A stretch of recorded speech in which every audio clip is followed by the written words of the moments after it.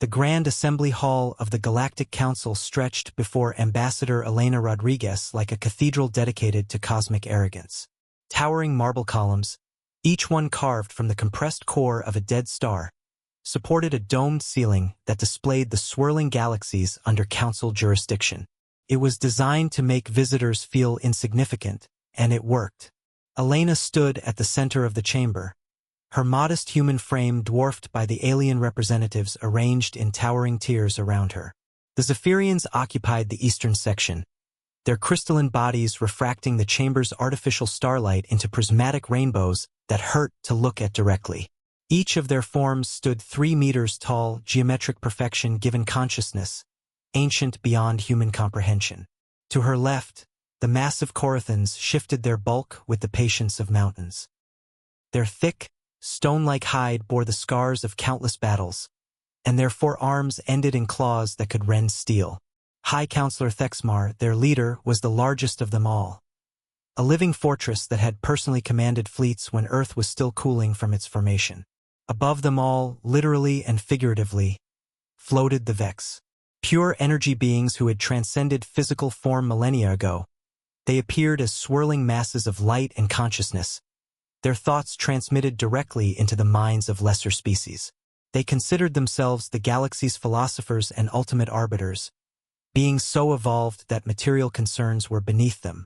Around the chamber's perimeter, dozens of other species watched the proceedings with varying degrees of interest. The insectoid hive mothers clicked their mandibles in rhythm, while the aquatic deepsworn observed from their mobile water tanks. The plant-like thornkin swayed gently, their photosynthetic fronds tracking the chamber's light sources. All of them looked down at Elena with the same expression. Benevolent condescension, the way adults might regard a precocious child attempting to join an important conversation. The human petition for expanded military authorization is... High Counselor Thexmar paused, his massive head tilting as he searched for the right word. Quaint. A ripple of what might have been laughter passed through the assembled representatives. The sound echoed strangely in the vast chamber. Crystalline chimes from the Zephyrians, deep rumbles from the Corathans, psychic emanations of amusement from the Vex. Your species has served admirably in its designated role, Thexmar continued, his 4 arms gesturing with practiced dismissal. Mediators, diplomats, peacekeepers in minor disputes, maintenance technicians. The last words carried particular emphasis, and Elena noticed several species straightening with what looked like satisfaction. But warfare? Strategic military planning? That is a responsibility for your betters. Elena felt her jaw tighten, but her voice remained steady, a skill honed through decades of exactly these kinds of conversations.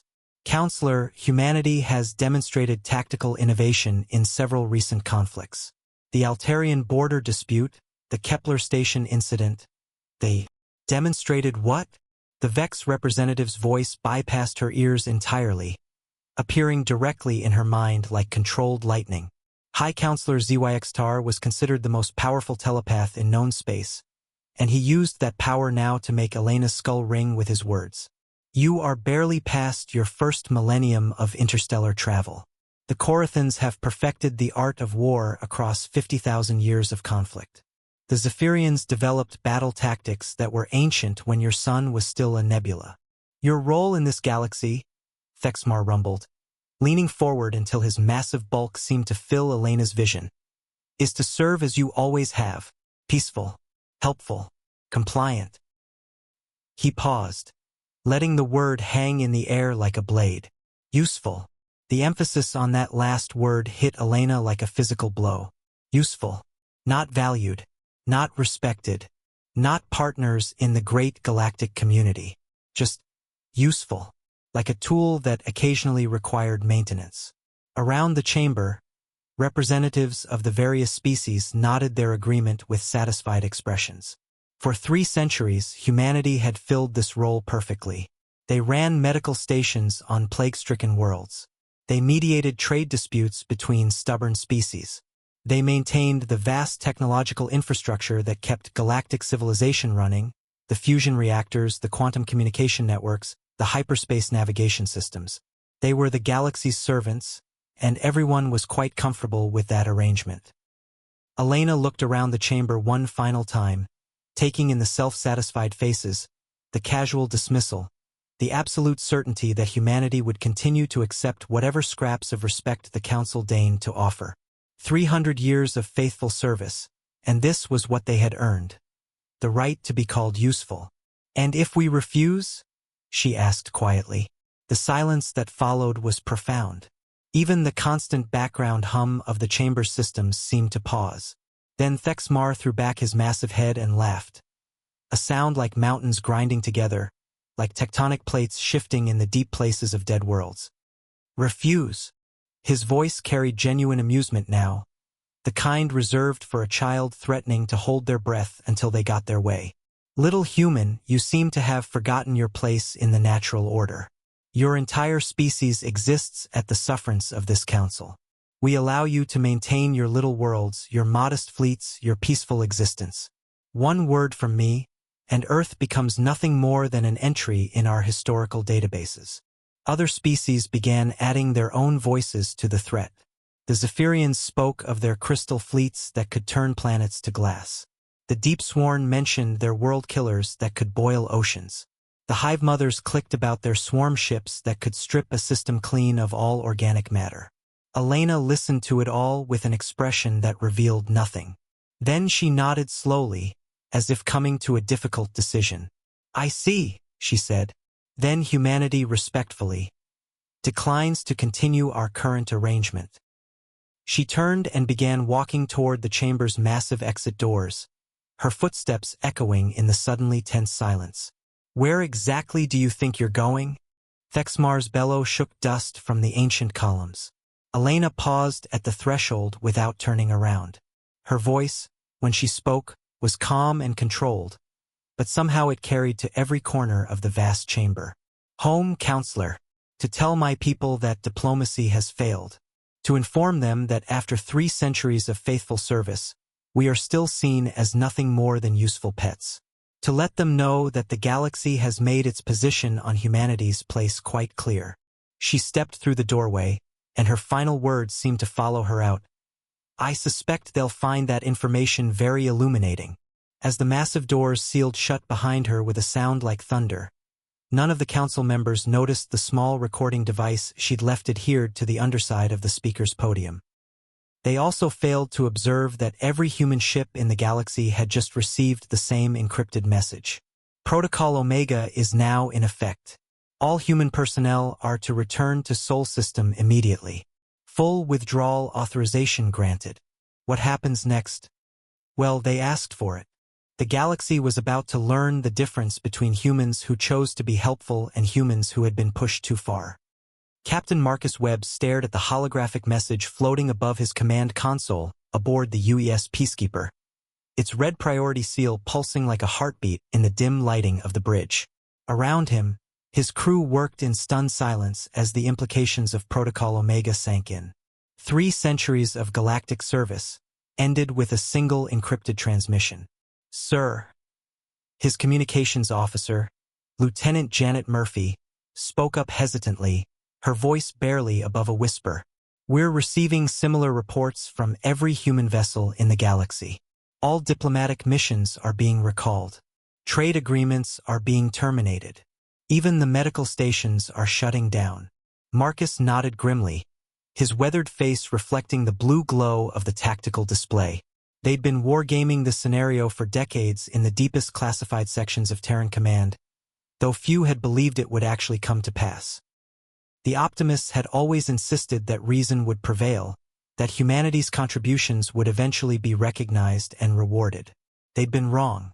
"How long until we can reach the Centauri Gateway?" he asked his navigator, Lieutenant Commander David Park.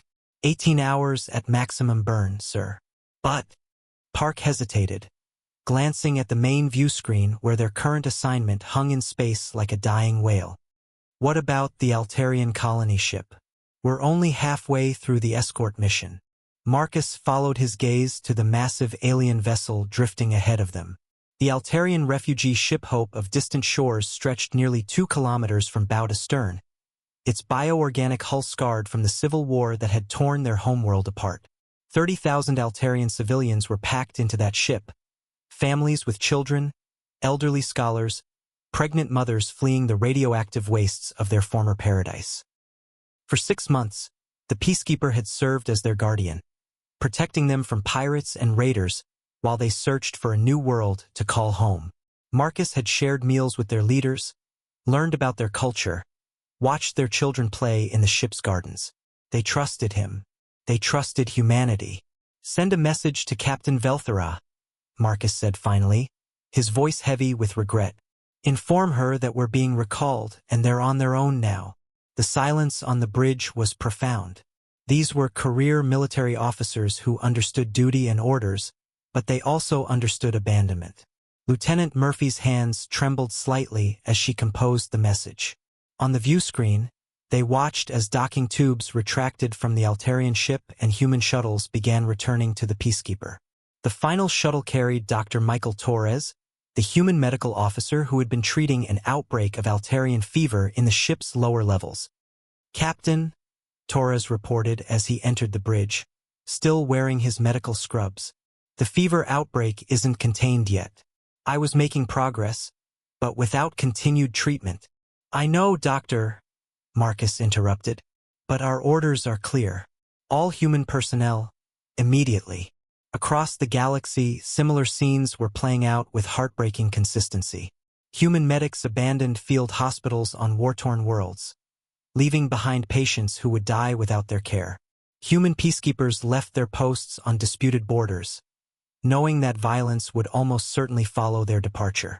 Human engineers initiated emergency shutdowns of the massive orbital platforms they built and maintained for other species, systems that had run flawlessly for decades under human supervision.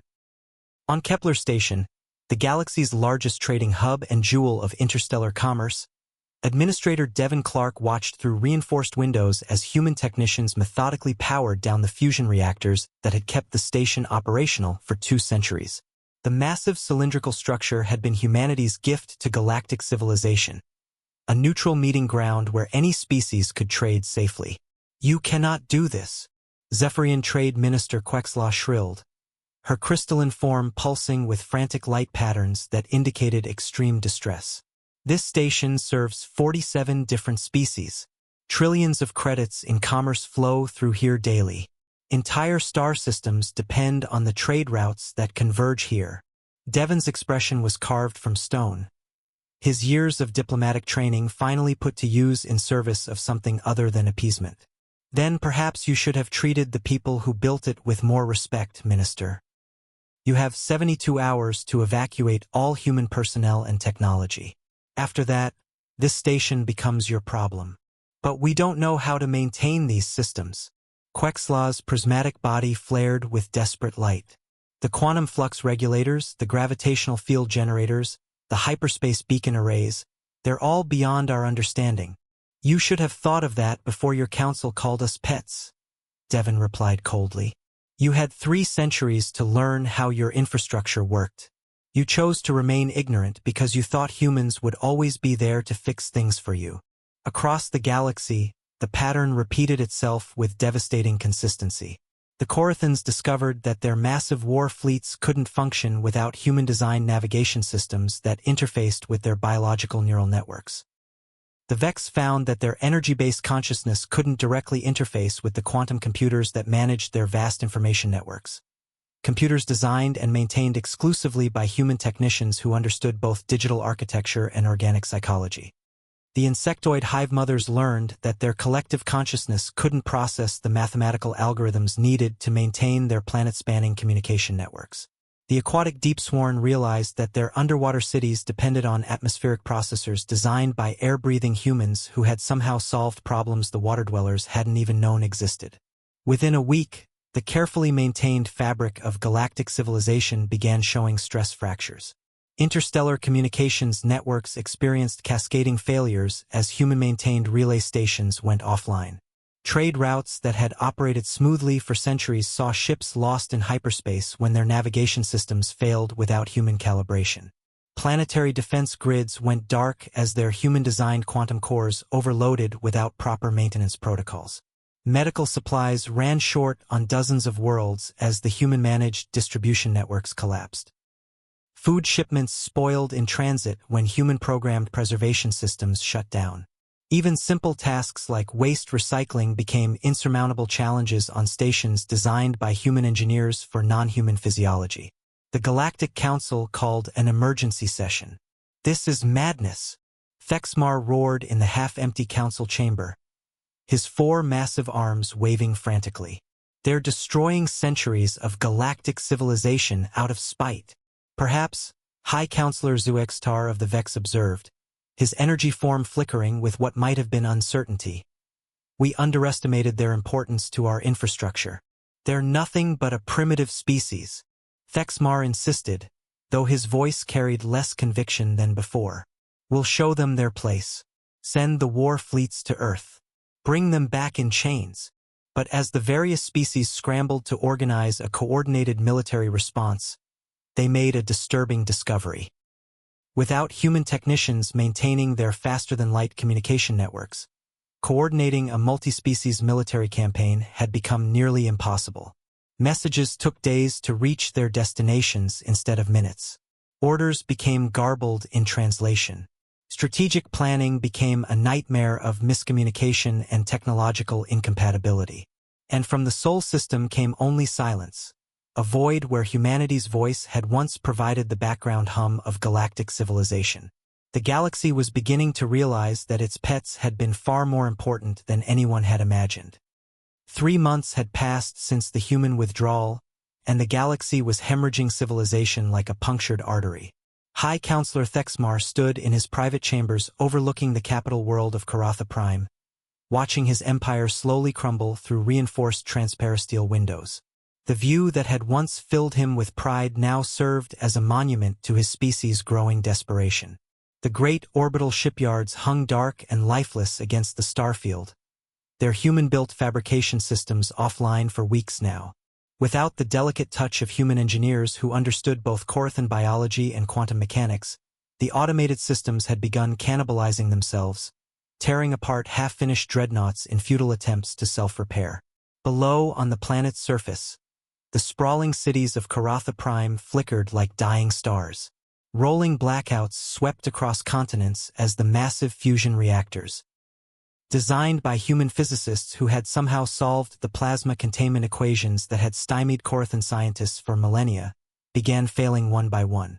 Each reactor shutdown meant millions of citizens losing power, heating, water purification, and the artificial gravity generators that made life bearable on the heavy gravity world. His personal aide, a younger Korathan named Veltar, approached with the careful movements of someone bearing terrible news. "High Counselor, we've received the latest casualty reports from the outer territories." Thexmar's massive frame didn't turn from the window. "How many this time?" "The Zephyrian border worlds have lost another 3 million to the plague outbreak on Crystallis 7. Without human medical personnel to maintain the quarantine stations." Veltar's voice trailed off. The implication was clear. The crystalline beings who had considered themselves immortal were discovering that even their silicon-based biology wasn't immune to certain hybrid viruses. "And our spy ships? What intelligence have we gathered about human activities in the Sol system?" Veltar's discomfort was palpable, his thick hide darkening with stress patterns. "That's the problem, sir. We can't get close enough to gather meaningful intelligence. They've established some kind of perimeter around their entire system. Any ship that approaches, regardless of size, stealth capabilities, or species, receives a single warning transmission. If they don't immediately reverse course, what happens? They simply vanish, sir. No debris field, no energy discharge, no distress signals. One moment our ships register on sensors, the next moment there's just empty space where they used to be." Veltar paused, his voice dropping to barely above a whisper. "The Vex sent their most advanced stealth scouts. Ships that can phase between dimensions. Same result." Thexmar finally turned from the window, his 4 arms hanging limp at his sides. For the first time in his 800-year lifespan, The mighty Corathan looked old. What about the diplomatic mission we sent to Proxima Centauri? Surely even the humans won't refuse to negotiate when we offer proper terms. The delegation was intercepted at the system's edge, sir. They never made it to Earth. Veltar accessed his data pad with trembling claws. The humans sent a single message in response to our diplomatic overtures. When you're ready to discuss terms as equals, not as masters attempting to discipline rebellious servants, we'll talk. Until then, leave us alone. This is your only warning. Equals. Thexmar's bellow of rage shook the chamber's reinforced walls, causing several pieces of ancient artwork to crash to the floor. We ruled this galaxy when their ancestors were still discovering fire. We've conquered star systems older than their entire evolutionary history. Sir, Veltar said quietly, his voice carrying a note that made Thexmar's blood run cold. Perhaps that's exactly the problem. Before Thexmar could respond to what bordered on treason, emergency alarms began wailing throughout the governmental complex. The chamber's walls shifted from their normal amber glow to urgent crimson as automated systems detected an incoming threat. High Counselor, the voice belonged to Fleet Admiral Kexhan, transmitted directly from the Orbital Defense Command Center. We have a situation developing in near orbit. A human vessel has just appeared in our space. Thexmar rushed to his personal communication console, Veltar close behind. How many ships, Admiral? Sir, it's just one. A single vessel. But our targeting computers can't lock onto it. The defensive grid isn't responding to our commands. It's like the entire defense network is ignoring our orders. Through his chamber windows, Thexmar could see it now. A sleek, dark ship that seemed to absorb light rather than reflect it. The vessel moved with fluid grace past the orbital defense platforms as if they were decorative sculptures rather than weapons of war. Each platform it passed went dormant, their massive gun batteries powering down in sequence like lights being extinguished. Admiral, why aren't the platforms firing? Sir, they're receiving override commands. The authentication codes are... They're human. But that's impossible. Those systems were built by our finest engineers. Built by our engineers under human supervision, Thexmar corrected grimly, finally understanding the trap they'd walked into. The humans maintained those systems for 2 centuries, Admiral. Did we really think they weren't learning how they worked? Then the ship spoke. The voice came from everywhere at once. Every communication device, every screen, every speaker on the planet. It bypassed their military encryption, their governmental security protocols, their personal privacy systems. It was calm, measured, and absolutely terrifying in its quiet certainty. People of Karatha Prime, I am Admiral James Harrison of the Terran Defense Force. For 3 months, you have experienced what the galaxy looks like without human cooperation. Your cities are dark. Your ships are stranded. Your people are dying. This was merely an inconvenience, the natural consequence of dismissing your most valuable partners. The transmission paused, and in that silence, Thexmar could hear the fear in his own breathing. What you're about to experience is what happens when humans stop being helpful and start being human. When we stop offering our knowledge freely and start demonstrating why that knowledge should have been respected. You wanted to see us know our place? Very well. Our place is wherever we choose it to be. The dark ship began to fade from view, but its final words echoed across every inhabited world in Corathan space. The 300-year period of human servitude is over. What comes next depends entirely on whether you can learn to see us as we truly are. Not your servants, not your pets, but the most dangerous species in the galaxy. And you just gave us a reason to prove it. As the transmission cut off and the mysterious vessel vanished as suddenly as it had appeared, Thexmar sank into his command chair with the weight of terrible understanding. They hadn't just lost their servants. They'd created their worst nightmare. The humans were no longer playing by the galaxy's rules. Now they were going to make rules of their own. Admiral James Harrison stood on the bridge of the TDF Nemesis, his weathered hands clasped behind his back as he watched the tactical display with the patience of a man who had spent 40 years preparing for this moment. The ship around him hummed with barely contained power, 3 months of round-the-clock construction by every shipyard in the Sol system, incorporating technologies that humanity had been quietly developing for decades while playing the role of the galaxy's faithful servants. Admiral, his tactical officer, Commander Lisa Park, reported from her station. We're receiving urgent hails from every major power in the galaxy. The Galactic Council is demanding to know our intentions. High Counselor Thexmar is threatening to mobilize the entire Corathan fleet if we don't withdraw immediately. Harrison's smile held no warmth. Our intentions, Commander? Let's show them exactly what our intentions are. The Nemesis dropped out of hyperspace at the edge of the Vex Nexus, the most heavily fortified system in known space. Before them stretched a site that had intimidated potential aggressors for over 5 millennia. The legendary Vex Defense Matrix. 10,000 automated weapon platforms orbited the system's primary star in perfect geometric formations, each one a masterpiece of defensive engineering capable of reducing a battleship to constituent atoms in seconds. It was the galaxy's ultimate deterrent, the fortress that had never been breached, the shield that protected the Vex's most sacred worlds. Ancient energy beings from across the galaxy had contributed to its construction, pooling their knowledge to create something that was considered mathematically unassailable. "Sir," Commander Park said, her voice tight with barely controlled nervousness. "All platforms are powering up. We're being targeted by every weapon system in the grid. Energy readings are off the charts. They're charging planet-killer weapons." "Excellent," Harrison replied calmly. "Begin the demonstration." What happened next would be dissected by military theorists for centuries, studied by every war college in the galaxy, and remembered as the moment when the balance of power fundamentally shifted. The defense matrix opened fire with the concentrated fury of a dying star. Energy beams that could carve through moon-sized asteroids lanced out from every platform simultaneously.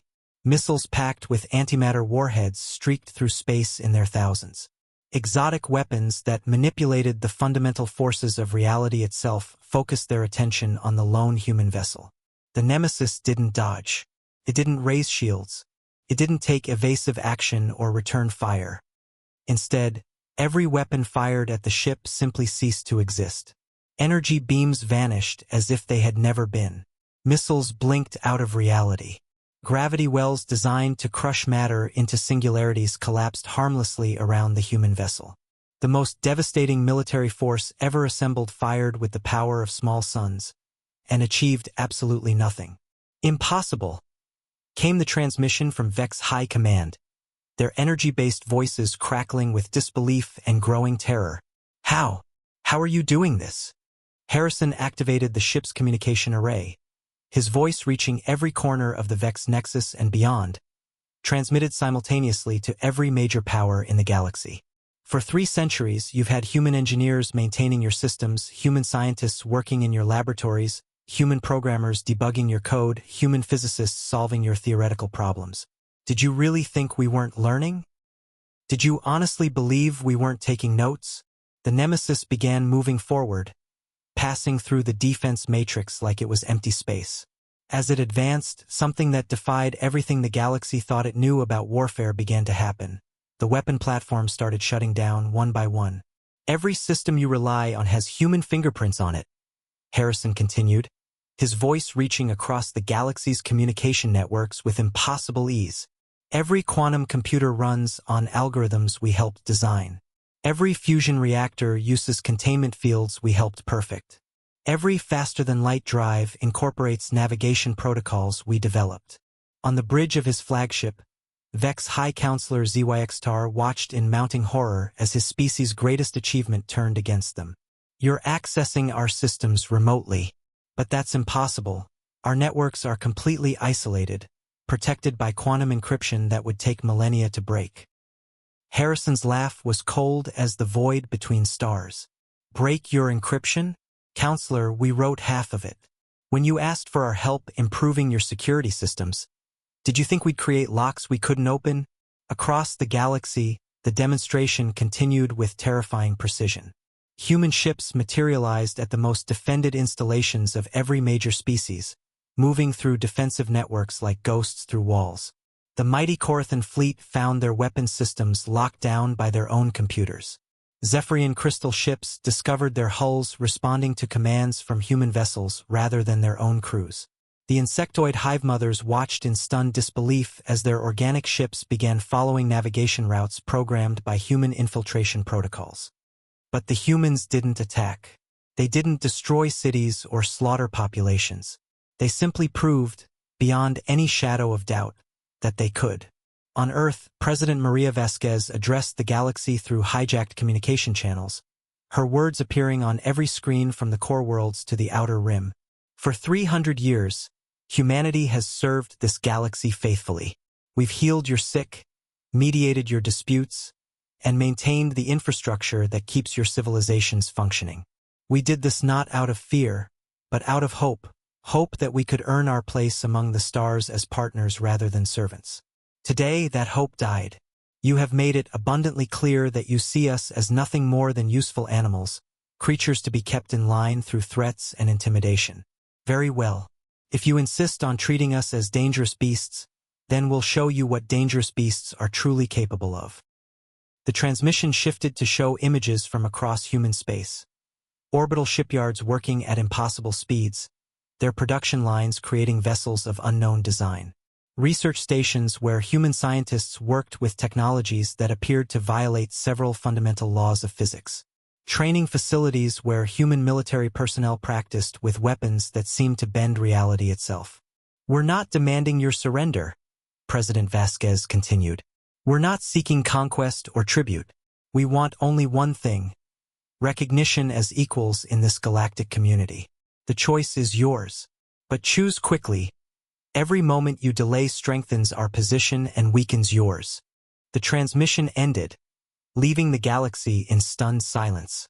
In the Galactic Council chambers, Thexmar stared at the blank screen with mounting dread. This has to be some kind of elaborate bluff. They're a single species on the galactic periphery. They can't possibly. They're not bluffing, High Counselor Zoextar interrupted, his energy form flickering with what might have been fear. They never were. We created this situation by treating them as inferiors instead of recognizing what they truly are. And what's that? Thexmar demanded. ZYX Star's response chilled every being in the chamber. The most dangerous species in the galaxy. And we just gave them every reason to prove it. The Corothan war fleet assembled at the edge of the Sol system was a sight to inspire terror across the galaxy. 700 ships of the line, each one a kilometer-long instrument of destruction that had never known defeat. The massive dreadnoughts bristled with weapons that could crack planets, their armored hulls scarred by 1,000 victories spanning 50 millennia of conquest. This was the force that had brought entire star systems to their knees, the iron fist of Corothan supremacy. Fleet Admiral Kexhan stood on the bridge of his flagship Inevitable Conquest, watching the tactical displays with grim satisfaction.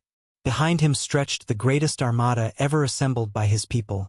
Centuries of military might gathered for one purpose: to remind the upstart humans of their proper place in the galactic order. All ships report ready for battle, Admiral, his tactical coordinator announced. Long-range sensors detect minimal human presence in the outer system. Perhaps their demonstration was merely clever trickery. Kexhan's forearms crossed in a gesture of supreme confidence. No species defies the Corothan Empire and survives. Today, we will drag these rebellious pets back to their kennels. The fleet advanced into human space with textbook precision, maintaining formation as they passed the orbit of Pluto. Their confidence was absolute. They had come prepared for anything the humans might deploy against them. They lasted exactly 17 minutes. The first sign that something was catastrophically wrong came when the lead battlegroup's weapons simply refused to fire. Gun crews pulled triggers that no longer responded. Missile batteries remained sealed despite frantic commands from their operators. The massive kinetic bombardment cannons that could level continents sat silent and useless. Admiral, his chief engineer's voice cracked over the communications system. The weapon systems are locked out. The quantum cores are rejecting our command codes. That's impossible, Kexhan roared. Those systems were built by our finest engineers. His chief technician looked up from his control station, his eyes wide with dawning horror. No, sir. They were built by humans under Corthan supervision. There's a significant difference. As if summoned by those words, human ships began materializing throughout the Corthan fleet.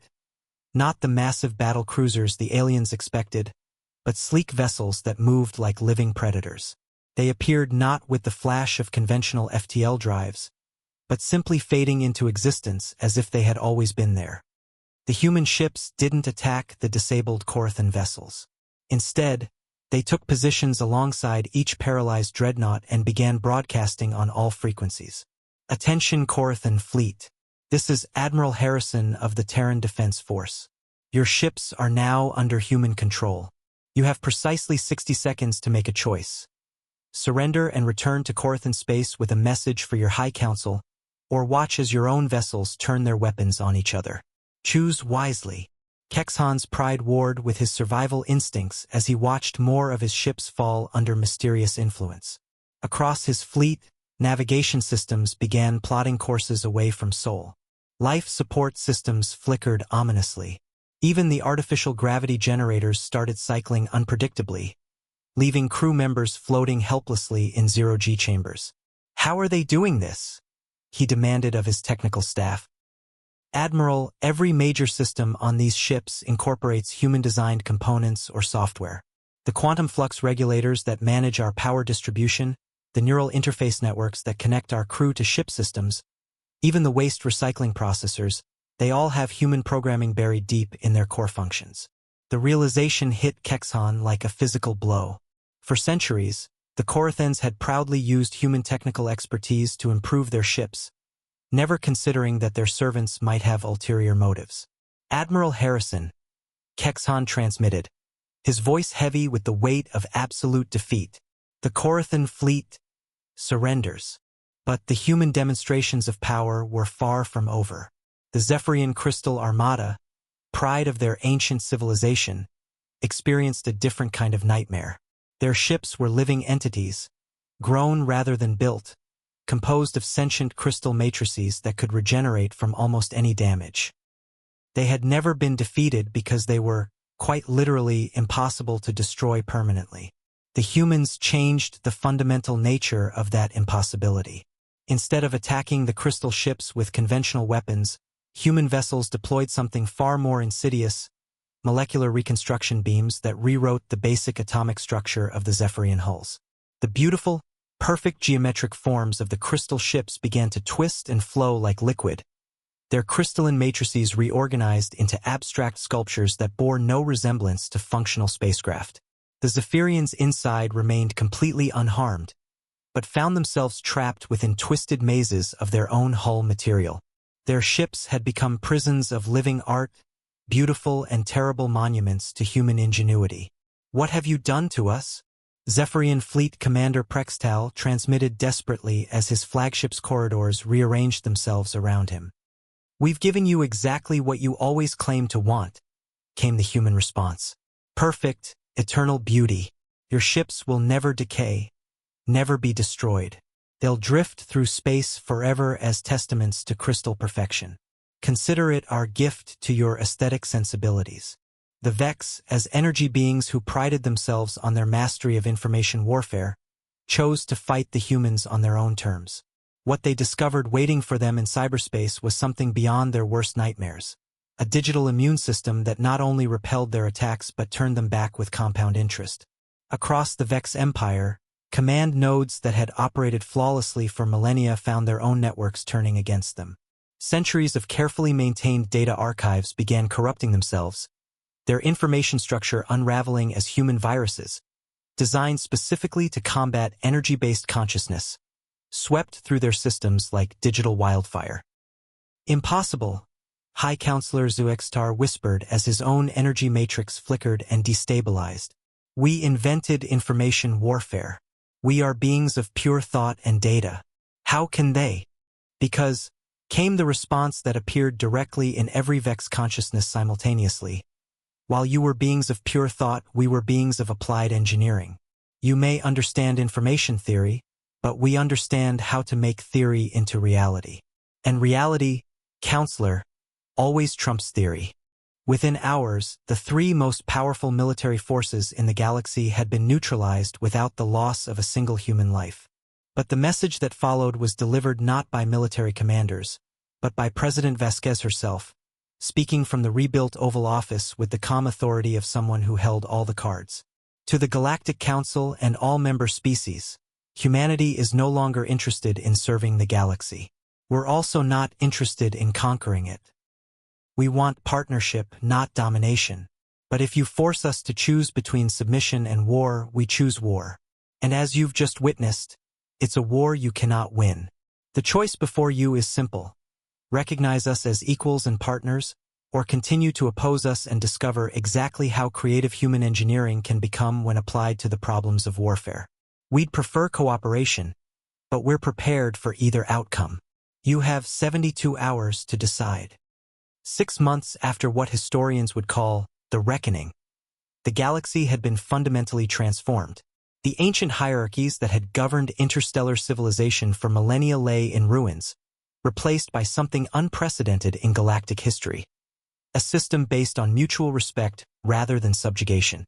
The great species that had ruled for eons found themselves in the uncomfortable position of being dependents, their civilizations teetering on the edge of collapse without human-maintained technology. But the humans hadn't come as conquerors seeking to replace one form of tyranny with another. They had come as partners, whether the galaxy wanted them or not. In the rebuilt Galactic Council chambers, now located on Luna rather than the traditional seat of power on Karatha Prime, a very different sort of meeting was taking place. Gone were the towering thrones and intimidating architecture designed to make smaller species feel insignificant. The new chamber featured a simple circular table where all representatives sat as equals, their chairs identical in height and design. Ambassador Elena Rodriguez, now serving as Earth's primary representative to the Council, looked around the table at faces that had once regarded her with barely concealed contempt. Those same faces now showed a complex mixture of respect, wariness, and careful calculation. The expressions of beings who had learned that their survival depended on cooperation rather than dominance. The Altarian refugee crisis has been successfully resolved, Elena began, consulting her tablet with the same calm professionalism she'd maintained for decades. Human medical teams have established permanent treatment centers on New Altair, and the Zephyrian plague that was devastating their population is now completely under control. Casualty rates have dropped to 0, and the affected populations are expected to make full recoveries within the next standard year. High Counselor Thexmar, his once proud bearing now subdued and respectful, nodded with obvious reluctance. The Korathan Empire formally acknowledges humanity's generous assistance in this matter. Our own medical corps had been unable to develop effective treatments. The assistance was freely given, Elena replied smoothly, as it always has been. The difference now is that it's appreciated rather than expected. And the Zephyrian trade disputes? Elena continued, moving down her agenda with efficient precision. Counselor Quexlaw's crystalline form pulsed with dim, subdued light, a far cry from the brilliant displays of arrogance she'd once shown. The crystal houses have agreed to the human-proposed arbitration protocols. The new trade agreements are equitable for all parties involved. Elena made a note in her tablet. Excellent. Fairness in commerce benefits everyone. Now, regarding the Joint Research Initiative for developing sustainable energy sources for the Outer Rim colonies. Stop! The voice belonged to Vex High Counselor Zuextar, his energy form flickering with barely controlled frustration. We must address what everyone is thinking but no one dares to vocalize. You've won. You've demonstrated your technological superiority beyond any doubt. You've proven that you can cripple our fleets, subvert our systems, and bring our civilizations to their knees with contemptuous ease. What do you want from us? Elena set down her tablet and leaned back in her chair, her expression remaining carefully neutral. Counselor ZYXTAR, what we want is precisely what we've always wanted. To be treated as equals. To have our contributions recognized and valued. To be partners in galactic civilization rather than servants maintaining your infrastructure while you take the credit. But the demonstrations of military power, the systematic humiliation of our fleets, were absolutely necessary, Elena interrupted, her voice taking on a harder edge. For 3 centuries we played by your rules. We were peaceful, helpful, accommodating. We mediated your disputes, healed your sick, maintained your technology, and asked for nothing in return except basic respect. And where did that get us? Called pets and told to know our place. She stood up, her small human frame somehow commanding the attention of beings who towered over her. Sometimes, counselor, the only way to earn respect is to prove you don't need it. Sometimes you have to demonstrate that cooperation is a choice, not a compulsion. And if we refuse this partnership arrangement? Thexmar asked, though his voice lacked its former bluster. Elena's smile was pleasant, but her eyes remained cold as winter stars. Then you can try maintaining galactic civilization without us. Again, I seem to recall how well that worked out for you during the 3-month withdrawal period. Cities going dark, communication networks failing, medical systems collapsing, trade routes disrupted. The silence that followed was heavy with uncomfortable memories. Every species around the table had experienced the chaos of the human withdrawal, the cascading failures of systems they'd taken for granted for centuries. There is another concern, Thexmar said finally, his massive frame shifting uncomfortably. Your military capabilities. The weapons and technologies you've developed, they represent a fundamental shift in the balance of power. Some would say they violate established treaties regarding weapons of mass destruction. Treaties made by species that never bothered to consult humanity, Elena replied calmly. But you're absolutely right to be concerned. Humanity has become exceptionally proficient at warfare. We've had excellent teachers, 300 years of observing every conflict in the galaxy, studying every tactical innovation, learning from every strategic mistake made by every species represented at this table. She walked slowly around the circular table, her footsteps echoing in the chamber. We may have been servants, but we were remarkably observant servants. Every time you waged war against each other, we took notes. Every time you developed new weapons, we studied them. Every time you thought you were demonstrating superiority, you were actually providing us with a comprehensive education in galactic military science. So what happens now? Quexla asked, her voice barely above a whisper. Do humans become the new overlords of the galaxy? Do we simply exchange one set of masters for another? Elena returned to her seat, shaking her head with what appeared to be genuine regret. We don't want to be masters, counselor. We've observed how that arrangement turns out. Masters become complacent, comfortable in their superiority, blind to the rising strength of those they oppress. They forget that power is temporary and that today's servants might become tomorrow's equals or superiors. Then what do you propose? Something far more dangerous than dominance, Elena said with a slight smile. Genuine cooperation. Real partnership between equals who respect each other's strengths, acknowledge each other's contributions, and work together toward common goals. It's a revolutionary concept in galactic politics, I know, but we think it might actually work. Around the table, the various representatives exchanged glances, some hopeful, others skeptical, all of them aware that the old order was gone forever. They were proud species with ancient civilizations, but they were also pragmatists who understood the new reality. One by one, beginning with ZYXtar and followed by the others, they nodded their agreement. Very well, the Vex High Counselor said finally, his energy form stabilizing into something resembling resignation mixed with hope. Humanity, we welcome you as equal partners in the Galactic Council.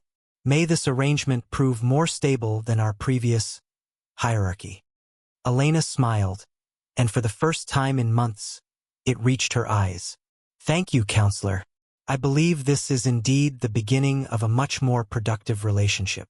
But privately, she made a mental note to ensure that human technological superiority was not only maintained but continuously advanced.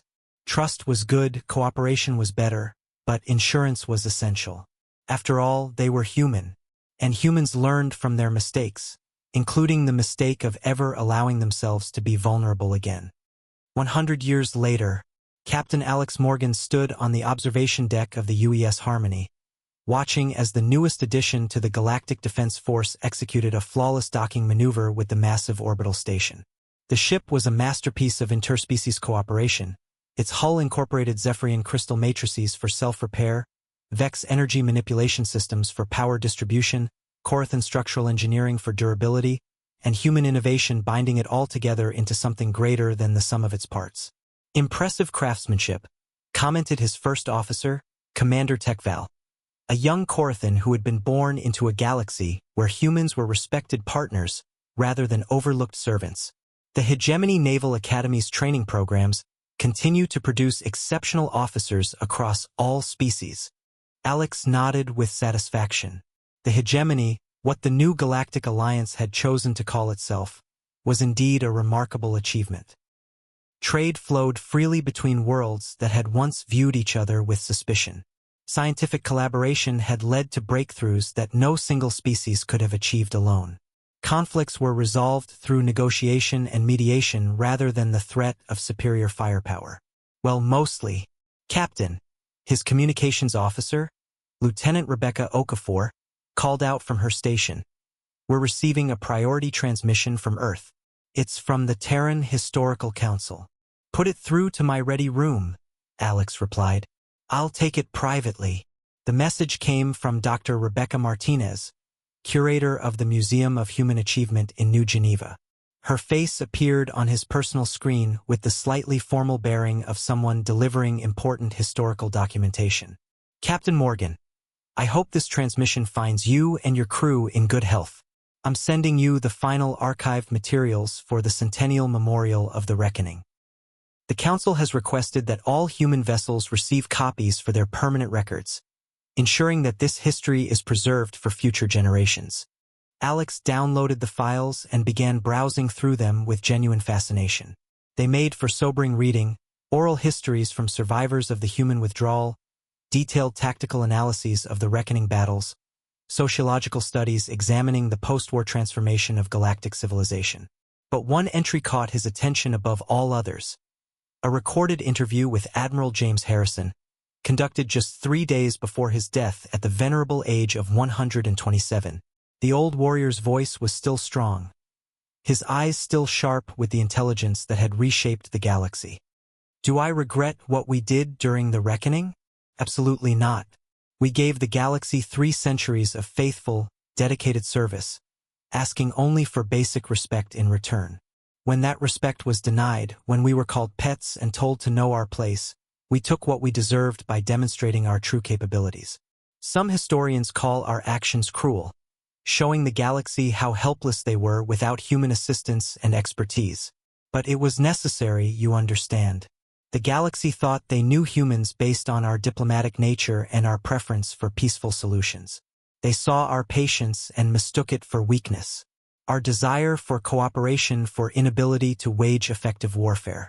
They forgot, or perhaps never understood, that humans are the species that survived ice ages with primitive tools, that turned a world full of predators into our garden, that looked at the infinite darkness between stars and decided it needed exploring. We didn't become diplomats and engineers and peacekeepers because we were naturally docile. We chose those roles because we believed they would lead to a better galaxy for everyone. The Reckoning taught every species a lesson that no race will ever forget.